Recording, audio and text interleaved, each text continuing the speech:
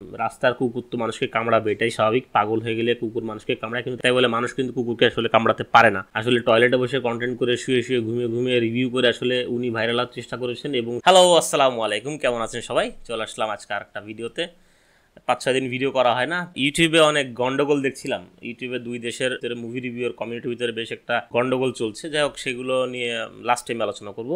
আজকের আমার আলোচনা বিষয় বাংলাদেশের কিছু মুভি রিভিউ ইউটিউব চ্যানেলকে নিয়ে। আসলে বাংলাদেশি ইউটিউব চ্যানেলকে নিয়ে কথা বলতে গেলে হয়তো অনেক গালিগালাজ খেতে পারি, কিন্তু আমার গালিগালাজ খাওয়ার অভ্যাস আছে। আমার একটা ভিডিওতে 5-6 মাস আগে একটা ভিডিও করেছিলাম মুভি ডাউনলোডিং সাইট নিয়ে। সেই ভিডিওটাতে আমি অনেক গালিগালাজ খেয়েছি। তার কারণে আমার শরীরের চামড়া এখন অনেক মোটা, আমার গালিগালাজ সহজে চামড়ার ভিতরে ঢোকে না।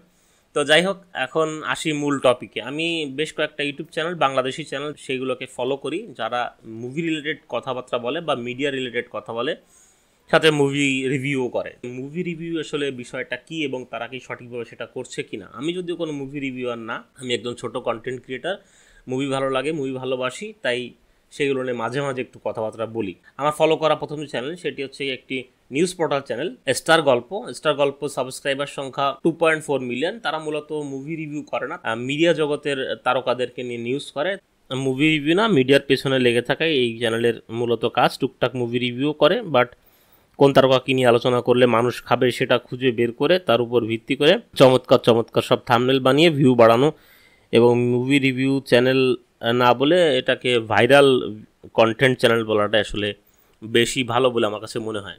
আমার পছন্দের দ্বিতীয় চ্যানেল আমি যেটাকে ফলো করি সেটা হচ্ছে RNAR, 1.77 মিলিয়ন সাবস্ক্রাইবার। RNAR আসলে এত পপুলার একটা ইউটিউব চ্যানেল বাংলাদেশে, আসলে এমন সাবস্ক্রাইবার সংখ্যা আমার কাছে মনে হয় আসলে অনেক কম হিসাবে।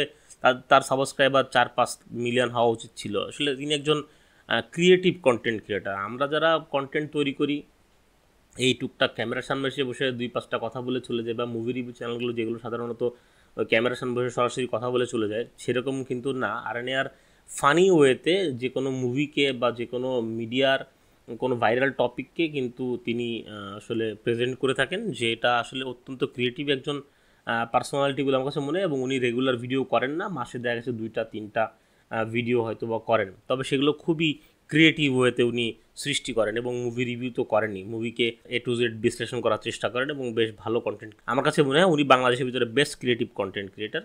তো ওনাকে আমি মুভি রিভিউয়ার বলবো না, কারণ উনি সব মুভি রিভিউ করেন না। উনি বাংলাদেশি মুভি বেশি রিভিউ করেন, পাশাপাশি বিদেশের কিছু ব্যাপক আলোচিত যেসব কন্টেন্ট থাকে সেগুলোকে উনি প্রেজেন্ট করার চেষ্টা করেন। উনি তথাকথিত যে movie reviewer, regular movie review করে, তার ভিতরে উনি আসলে পড়বেন না। এরপর একটা চ্যানেল আছে, সেটা হচ্ছে বিতিক বাস, যেটা আমার খুব পছন্দের একটা চ্যানেল। বেশ ভালো লাগে তাদের প্রেজেন্টেশন। 792-93K সাবস্ক্রাইবার তাদের চ্যানেলে এখন পর্যন্ত, আমি যখন ভিডিও করছি।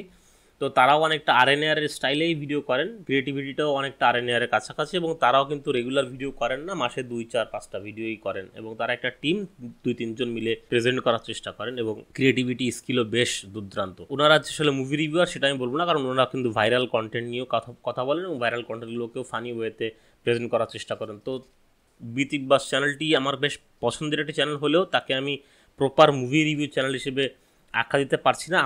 আমার কাছে মনে হয় তারা প্রপার মুভি রিভিউ চ্যানেল না, কারণ তারা শুধু মুভি রিভিউ করেন না, তারা ভাইরাল কন্টেন্ট নিয়েও কাজ করেন। এরপর আছে মাসুম নামের চ্যানেলটি অনেক পুরনো একটা চ্যানেল, 545K সাবস্ক্রাইবার এই চ্যানেলটিতে। এই চ্যানেলটি বেশ পুরনো চ্যানেল এবং একজন মুভি রিভিউয়ার যেভাবে মুভি রিভিউ করেন অনেকটা সেভাবেই সে রিভিউ করার চেষ্টা করে। বাট এর বাইরে সে ট্রেন্ডিং টপিক নিয়েও ভিডিও করেন, ব্লগ করেন, মানে 5 মিশালে ভিডিও করেন। সাথে তাকে দেখে মনে হয় না যে সে সিরিয়াসলি ইউটিউবিংটা করেন, কারণ রেগুলার ভিডিও করেন না। 5-6 দিন, 7 দিন, 10 দিন, 15 দিন পর যখন ইচ্ছা হয় তখন সে ভিডিও করেন। মাসুম চ্যানেলটা মুভি রিভিউ চ্যানেল হলেও আসলে প্রপার একটা মুভি রিভিউ চ্যানেল হিসেবে তাকে আসলে ধরা যাচ্ছে না, কারণ সে রেগুলার কন্টেন্ট করেন এবং সব মুভি নিয়ে এসে আলোচনা করেন না। এরপরে 5 নম্বর আছে আরিয়ান রিভিউ। এই চ্যানেলটির সাবস্ক্রাইবার সংখ্যা 20.5K।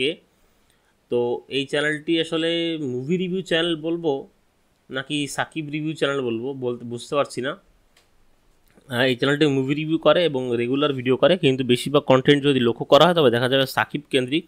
অর্থাৎ যদি মুভি রিভিউ করতে হয় তবে একজনকে নিয়ে পড়ে থাকলে তো হবে না, সারা বিশ্বে প্রতিনিয়ত মুভি সিরিজ রিলিজ হচ্ছে, সেগুলো নিয়ে কথা বলতে হয়। কিন্তু সে তা না করে সাকিবকে নিয়ে পড়ে আছে। আমার মতে এটাও প্রপার মুভি রিভিউ চ্যানেল না, কারণ তিনি ফ্যান ক্যাটারিং করে থাকেন। তো আসলে তাকে মুভি রিভিউ চ্যানেল হিসেবে সংজ্ঞায়িত করা যায় না। এরপর 6 নম্বর আছে রিয়াকশান রিফাত। এই চ্যানেলটি বেশি পুরনো চ্যানেল না এবং বেশি পপুলার চ্যানেলও না, তারপরেও মুভি রিভিউ কন্টেন্টে ইদানিংয়ে যখন তুফান রুবিটা অনেক হাইপে ছিল তখন তার কন্টেন্টগুলো বেশ মোটামুটি ভিউজ বেড়েছে এবং তো সাবস্ক্রাইবার সংখ্যা বেড়েছে। এই চ্যানেলের সাবস্ক্রাইবার সংখ্যা 24.6K। এই চ্যানেলটার কথা আর কি বলবো, এটা কোনো মুভি রিভিউ চ্যানেল বলে আমি মনে করি না, কারণ এটা সাকিব খান রিভিউ চ্যানেল। এই চ্যানেলে শতকরা 95% ভিডিও সাকিব খানকে কেন্দ্র করে তৈরি করা হয়। সাকিব খান ছাড়া এই চ্যানেলের ভিডিও খুঁজতে গেলে আসলে অনুবীক্ষণ যন্ত্র দিয়ে খোঁজা লাগে। সাকিব খানকে নিয়ে 5-10 মিনিট বকবক করলে যে আসলে মুভি রিভিউয়ার হওয়া যায় না, সেটা মনে হয় আসলে এই রিফাত নামের এই ছেলেটি জানে না। যাই হোক, এটা তো পুরোটাই বাদ, কারণ তিনি আসলে মুভি রিভিউ করেন না, তিনি আসলে সাকিব রিভিউ করেন। এরপর আসা যাক 7 নম্বর যে চ্যানেলটি এবং আমার সবচেয়ে পছন্দের একটি চ্যানেল সিনেব্রোস। সিনেব্রোসের সাবস্ক্রাইবার সংখ্যা 56.2K।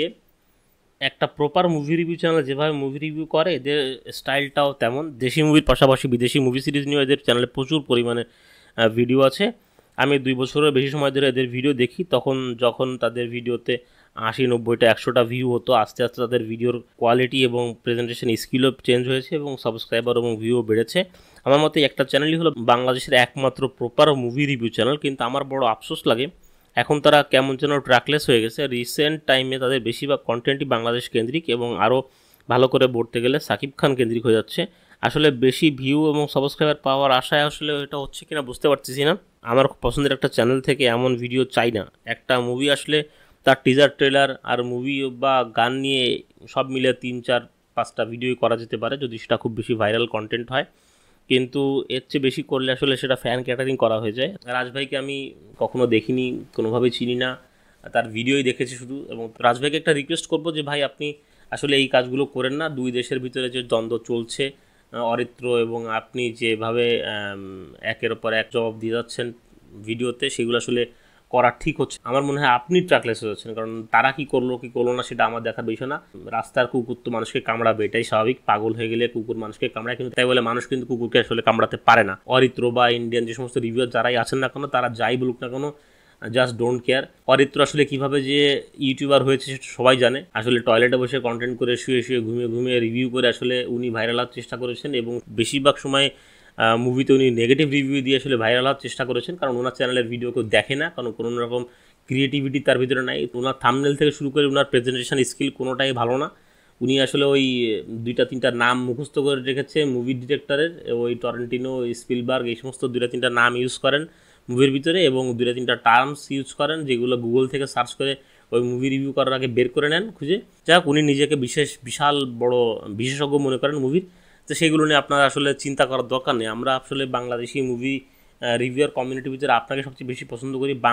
বাংলা ভাষাভাষী মুভি রিভিউয়ার কমিউনিটি যারা আছেন না কেন, ইন্ডিয়া আসলে জনসংখ্যা বেশি, সেখানে কন্টেন্ট একটা করলেই সেটা কোনো না কোনোভাবে ভাইরাল হয়ে যায়, আর সেই জন্য হয়তো বা অরিত্র ভাইরাল হওয়ার চেষ্টা করছেন। তো এইগুলো আসলে আপনি করেন না, অন্তত আপনার কাছের থেকে এইগুলো আমি আশা করি না। আমার দাবি থাকবে আপনি পুরনো ধারায় ফেরত চলে আসেন, এই সমস্ত দ্বন্দ্ব থেকে বের হয়ে যান, বের হয়ে যে পুরনো ধারায় ফেরত চলে আসেন। আমরা অনেক বেশি মুভির রিভিউ দেখতে চাই, রিকমেন্ডেশন দেখতে চাই, সেগুলোই করেন যেটা আপনি ভালো পারেন। এই সমস্ত দ্বন্দ্ব থেকে বের হয়ে আসেন প্লিজ। আমি বাংলাদেশি একটা চ্যানেল নিয়ে কথা বললাম যেগুলো আসলে মুভি রিভিউ করে থাকেন, তার ভিতরে সবচেয়ে বেস্ট মনে হয় আমার কাছে সিনেব্রোস। তো সিনেব্রোসকে যেটুকু যা বলার ছিল সেটা তো বলে দিলাম। আর এই ইন্ডিয়া বাংলাদেশের এই দ্বন্দ্ব নিয়ে আসলে তেমন কিছু বলার নেই, কারণ ইউটিউবে অলরেডি প্রচুর ভিডিও হয়ে গেছে এই বিষয়ে। তো সেইগুলো আউট অফ দ্য টপিক। আসলে বাজে কথায় কান না দিয়ে নিজের কাজটা করে যাওয়াই ভালো বলে আমার কাছে মনে হয়। আপনাদের মতামতটা অবশ্যই কমেন্ট করে জানাবেন এবং লাইক করবেন এবং শেয়ার করবেন ভিডিওটি। আর যদি চ্যানেলে নতুন হয়ে থাকেন তাহলে অবশ্যই সাবস্ক্রাইব করবেন চ্যানেলটি। আর ডিসক্রিপশন বক্সে দেওয়া আমার লিঙ্ক থেকে আমার টেলিগ্রাম গ্রুপ এবং ফেসবুক পেজে অবশ্যই জয়েন থাকবেন। দেখা হয় পরবর্তী ভিডিওতে। টাটা।